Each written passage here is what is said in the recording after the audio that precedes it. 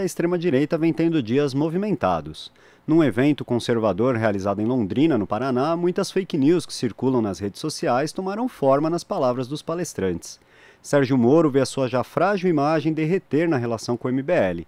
E Fabrício Queiroz, aliado de Bolsonaro, investigado no esquema das rachadinhas, prepara sua candidatura a deputado federal. Sobre isso, nós vamos conversar agora com o cientista político e professor da Fundação Escola de Sociologia e Política de São Paulo, Paulo Nicoli Ramires. Bom dia, professor. Tudo bem? Bom dia, tudo ótimo. Agradeço o convite e bom dia a todos os ouvintes. Professor, participando de um evento conservador chamado Brasil Profundo, o deputado federal Eduardo Bolsonaro disse que o governo extinguiu o toma lá da cá na relação com o Congresso. Não falou, é claro, dos mais de 16 bilhões de reais do orçamento secreto, usado para beneficiar parlamentares aliados de Bolsonaro. Como que o senhor vê a relação do Bolsonaro com o Congresso? Acabou mesmo o toma lá da cá ou ele só mudou de forma? Mudou de forma, foi intensificado. O fato é que, desde a redemocratização, aliás, muito antes na história desse país, os grandes latifundiários, enfim, industriais, sempre mandaram no país e acabaram articulando as políticas em diferentes partidos, diga-se de passagem, né? Fosse o PSDB, pressionaram o PT também, e quando seus interesses não foram alavancados, derrubaram a Dilma, diga-se de passagem, apoiaram Temer, apoiaram Bolsonaro, né? De fato, a característica central das oligarquias brasileiras é tomar posse do Estado brasileiro, independentemente de qual seja o governo. E assim foi também com Bolsonaro, com novas vestes, né? Mudando alguns critérios legais, como as questões das verbas secretas, ou até mesmo assumindo mais ministérios, inclusive estratégicos de Minas e Energia, desenvolvimento das cidades, enfim. O fato é que o Centrão hoje ocupa parte considerável dos ministérios estratégicos de Bolsonaro, a começar pela Casa Civil, enquanto que o bolsonarismo hoje ele está mais localizado dentro dos ministérios, no interior da prática, né, de ministros que são literalmente fanfarrões, espalhafatosos, como é o caso da Damares, ou mesmo o secretário agora de Cultura, né, o Mário Farias. Então, de fato, hoje é um centrão que domina os ministérios e Bolsonaro, claro, se entregou sim à política toma lá da cá. A estratégia da família Bolsonaro é desmentir esse fato, com o objetivo de ainda assim conseguir atrair eleitores. Mas as próprias pesquisas já mostram, né, o elevado índice de insatisfação com o governo Bolsonaro. Mesmo os mais bolsonaristas hoje se encontram decepcionados, já que as promessas do então presidente, elas não se cumpriram. Fosse pela redução dos custos, né, da vida brasileira, ou mesmo na falsa ideia, né, de que acabaria com a corrupção no Brasil.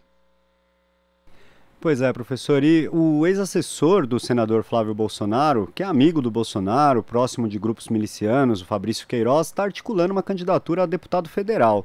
Parece contar com um apoio razoável na direita, né? Não só ele, como outros nomes da direita envolvidos em escândalos parecem não encontrar muita resistência dos eleitores desse chamado núcleo mais duro aí, que estaria nesses 20% que seguem apoiando o Bolsonaro, mesmo depois de tudo que a gente viveu aí nesses últimos 3 anos. A que o senhor atribui isso? Nesse núcleo mais duro não tem muita relevância esses casos? Importa mais a ideologia? De fato, né? Acontece que para se eleger, seja deputado federal ou estadual, a quantidade de votos ela é bem menor do que é necessário para um presidente. Então isso facilita muito a vida, né, dos bolsonaristas. Nós vamos ver uma grande demandada, né, de deputados federais que apoiam Bolsonaro, assim como ministros que provavelmente venham concorrer aos cargos de governador ou mesmo deputados federais ou reeleição. Mas essa alavancada dos bolsonaristas, ela tende a ser razoavelmente grande ainda nessa eleição, embora isso não se reflita na própria quantidade de votos do então presidente Jair Bolsonaro para esse ano. Tudo isso porque, como eu disse, é muito mais custoso, digamos assim, arregimentar uma certa quantidade de eleitores para eleger um deputado federal ou estadual. Então, ainda assim, a gente vai ver uma certa influência do bolsonarismo em relação a esses cargos. Talvez não tanto quanto vimos na última eleição, mas ainda assim Bolsonaro tem entre 25% e 30% do apoio de muitos conservadores brasileiros da extrema-direita E, a partir desses eleitores, deveremos ver, inclusive, o Queiroz, né, que se meteu numa série de escândalos com a família Bolsonaro, dos Laranjas, inclusive foi encontrado pela Polícia Civil aqui de São Paulo na casa de um advogado diretamente relacionado ao Bolsonaro, que é o Assef.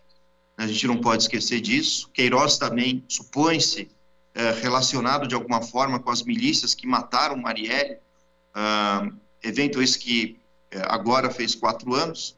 Então vejam que esse tipo de comportamento agrada aos bolsonaristas, né? Ou seja, quanto mais contraditório, quanto mais próximo ao presidente e provavelmente quanto mais próximo de mãos sujas, seja com corrupção ou mesmo supostamente com sangue, mais esses conservadores tendem a alavancar nomes bolsonaristas para as próximas eleições.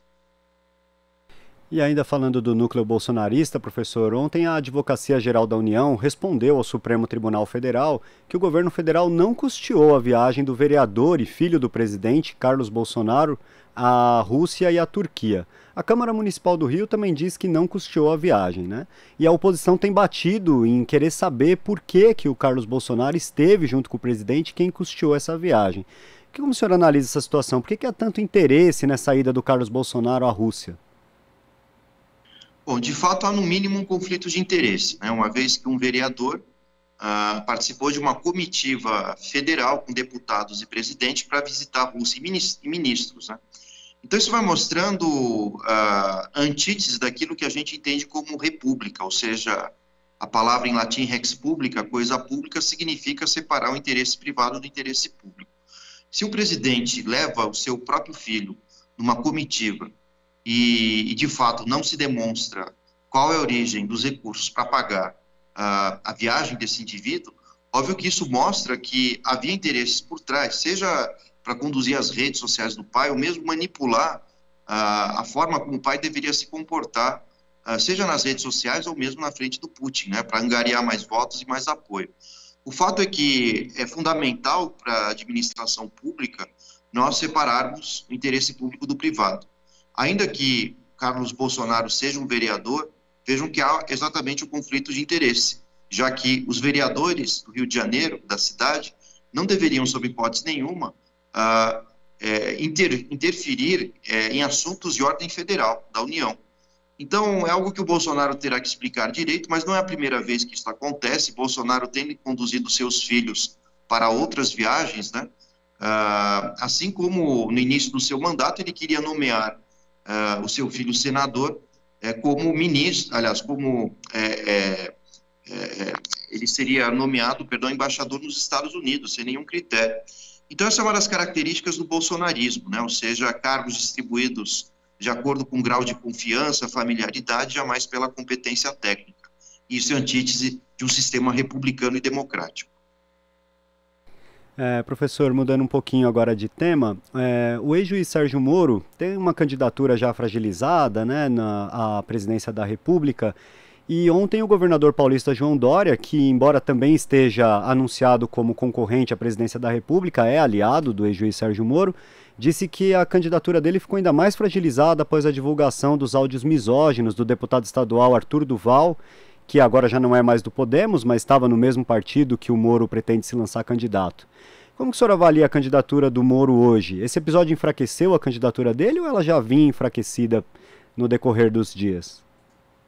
Bom, usando uma expressão do Dallagnol, é uma candidatura que tem mais convicções do que provas e certificações de que ela terá algum bom resultado. Tudo isso porque, em primeiro lugar, o Sérgio Moro se aliou a um partido de pequena relevância, que é o Podemos. É um partido que serviu de base também para alocar uma série de políticos do MBL, entre eles o Arthur Duval, o famoso Mamãe Falei, e de fato a base aqui em São Paulo se desgastou muito, já que o Arthur Duval seria candidato a governador.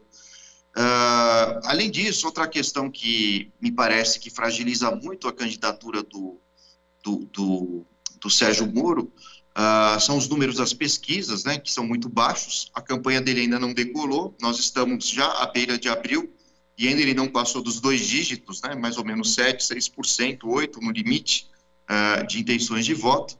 E para piorar a história, algo que Sérgio Moro até agora não nos explicou é que, caso ele seja eleito, como ele irá governar, considerando que parte considerável dos partidos eleitos serão exatamente do Centrão, que ele buscou, de alguma forma, investigar na Lava Jato.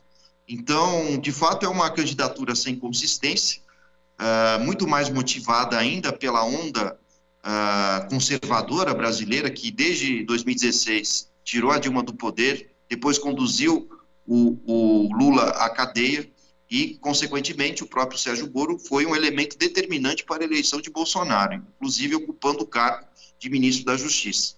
No entanto, esses últimos 6 anos, né, para ser mais exato, produziram grandes reviravoltas, a começar pela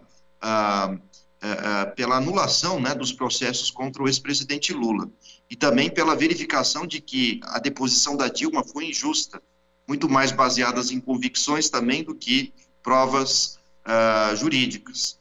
E Sérgio Moro é obrigado a carregar toda essa mácula, digamos assim, né, de um conservadorismo tosco brasileiro, com apoio de um MBL totalmente desgastado. Não nos esqueçamos que o Kim Gattari, no mês passado, também se envolveu num podcast defendendo um partido nazista, junto com um apresentador chamado Monark. E vejam que esse ano, literalmente, foi um ano de caça às bruxas, sem que fosse necessário caçá-las, né? Tomando do seu próprio veneno, figuras da ultradireita brasileira estão se desgastando perante a opinião pública, exatamente porque defendem posturas inaceitáveis, seja um machismo misógino absurdo, como é o caso do Arthur Duval, a carreira política dele se esgotou, literalmente, seja pela defesa inocente e burra, eu diria, né, do nazismo, ou mesmo, né, de um neoliberalismo tosco, como a gente vê, inclusive, com o Sérgio Moro, né, defendendo pautas liberalizantes diante de um cenário econômico drástico que exige uma intervenção do Estado, ainda mais um cenário de guerra, ainda mais um cenário de miséria e pós-pandemia que o Brasil está vivendo. Então, a candidatura de Sérgio Moro não passa de uma noite, aliás, de uma noite de um sonho de verão, como diria Shakespeare. E a tendência é que ele mais tire votos de Bolsonaro, ainda assim sem conseguir ultrapassá-lo, e de fato ele não vai contribuir em nada, enfim, numa eventual eleição, uma reeleição da direita brasileira. Nem vai ajudar Bolsonaro, ao contrário, irá prejudicá-lo, né, com a sua participação nas eleições. E, de fato, essa concorrência pela segunda colocação na eleição desse ano vai produzir um grande desgaste entre os demais partidos que concorrem com o PT do Lula. Paulo, quero agradecer a sua participação de hoje aqui no Jornal Brasil Atual e um bom dia para o senhor. Eu que agradeço. Bom dia a todos. Conversamos aqui com o cientista político e professor da Fundação Escola de Sociologia e Política de São Paulo, Paulo Nicoli Ramires. Você está ouvindo Jornal Brasil Atual. As notícias que os outros não dão.